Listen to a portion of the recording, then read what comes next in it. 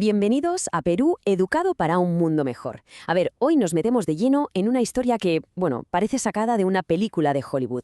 Es un relato, una ficción, pero súper detallado, sobre cómo sería la captura del líder venezolano Nicolás Maduro. Ojo, la fecha que dan es el 3 de enero de 2026. Pero lo que nos interesa aquí no es si esto podría pasar o no, ¿eh? Lo que vamos a hacer es desmontar la historia, ver cómo está construida, qué trucos usa para que suene creíble y, sobre todo, pensar un poco en el poder que tienen estas narrativas, cómo influyen en lo que la gente piensa o teme en el mundo de la política. Venga, pues vamos a ello. Hoy por fin ha caído en Maduro. Uf, con esta frase empieza todo el relato. Y es que no es una frase cualquiera, ¿verdad? Es como un suspiro de alivio. Tiene una carga emocional tremenda. Fijaos en las palabras. Por fin. Esa expresión lo dice todo. Una espera larguísima, un deseo que por fin se cumple. La fuente que cuenta esto no lo plantea como una noticia sin más, no. Lo presenta como el día de la liberación, casi una fiesta nacional. Esta frase es, digamos, el gancho emocional de toda la historia. Está pensada para que de entrada sientas esa victoria y para justificar todo lo que nos van a contar después. Vale, para entender bien cómo está montada esta historia, la hemos dividido como en 5 partes. Primero, veremos por qué lo llaman un día histórico. Luego nos meteremos en los detalles de la operación militar, que tiene un nombre de película, Resolución Absoluta. El tercer punto es el momentazo, la captura. Después veremos qué pasa justo después, las consecuencias. Y para terminar, echaremos un vistazo a lo que especula la historia sobre el futuro de Venezuela. ¡Vamos al lío! Bueno, pues la historia nos sitúa en el 3 de enero de 2026 y lo describe como un día inmensamente feliz para Venezuela. Pero claro, la pregunta es, ¿quién consigue esa felicidad? La narrativa no deja lugar a dudas, ¿eh? Todo el mérito es de una operación militar de Estados Unidos que en esta ficción la ordena el mismísimo presidente Trump. Y es curioso cómo lo cuentan, porque no lo presentan como una invasión, para nada. Hablan de un rescate, de una liberación. Este enfoque es súper importante, porque desde el minuto 1 ya te están diciendo quiénes son los buenos y quiénes los malos. Es la típica técnica de película para que te pongas de un lado sin pensarlo mucho. Para que una historia de estas cuele, necesita detalles que la hagan parecer real, y aquí la cronología es clave. Fijaos, supuestamente la operación iba a ser en Nochebuena. Nochebuena, una fecha con un simbolismo brutal, ¿no? Pero se retrasa. ¿Y por qué? Pues la historia te da dos motivos que no tienen nada que ver entre sí. Otra operación en Nigeria y el mal tiempo. El mal tiempo. Parecen tonterías, pero estos detalles son un truco genial. Le dan un toque de realismo, de problemas logísticos del día a día, que hace que todo parezca más un informe de verdad que un cuento. Y ya para rematar, te dan la hora exacta de la orden, las 10:46 de la noche. Pura búsqueda de autenticidad. Y la operación, claro, tiene un nombre en clave que lo dice todo. Resolución Absoluta. Suena potente, ¿verdad? Es como decir, vamos a acabar con esto de una vez por todas. Y el objetivo, según nos cuentan, era muy concreto. Una incursión quirúrgica.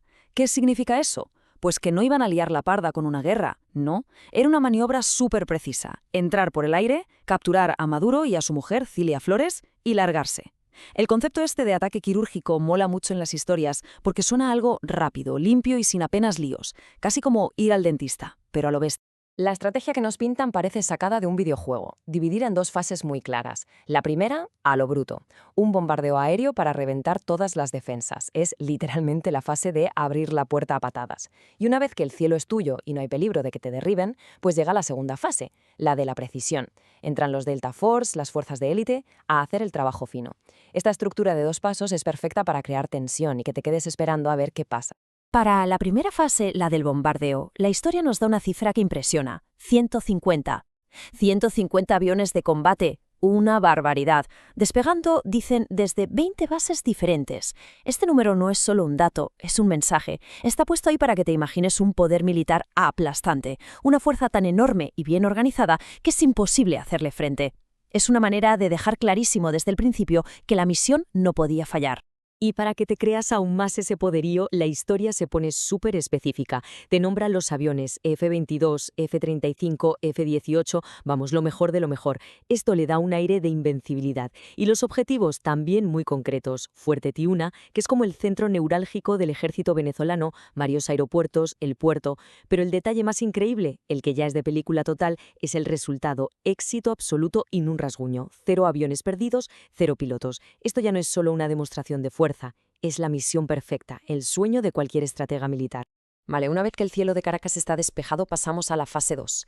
Y aquí el número clave es otro, 12. Solo 12 helicópteros descendiendo en la noche. Fijaos en el cambio. Pasamos de 150 aviones a solo 12 helicópteros descendiendo en la noche.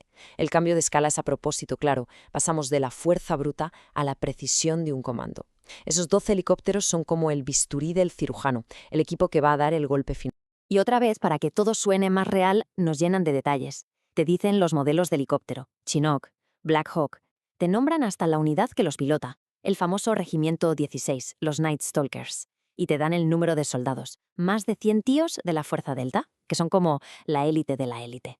Cada uno de estos nombres, de estas cifras, es como poner un ladrillo más para construir esta historia, ¿sabes? Usan nombres que a la gente le suenan de las películas, para que todo parezca súper auténtico. Y con todo esto preparado, llegamos al momento clave, al clímax de la historia, el asalto. Aquí es donde toda la planificación, todos los aviones y todos los soldados entran en acción, el momento de la verdad. Claro, aquí la pregunta del millón es, ¿y cómo narices sabían dónde se escondía? Pues la historia nos da la respuesta más clásica de las pelis de espías. Un topo, un militar de alto rango que deserta y le chiva la ubicación a la CIA. Para darle más emoción, describen el sitio como una fortaleza amurallada, para que la hazaña parezca aún mayor. Y ya el remate, el detalle de cine, es que nos cuentan que los Delta Force entrenaron en una réplica exacta del edificio. Vamos, que iban sobre seguro. Una preparación tan brutal que era imposible que saliera mal. Otro dato clave que nos dan es la duración total de la operación. 2 horas y 20 minutos. 2 horas y 20 minutos. Desde el primer bombazo hasta que se van.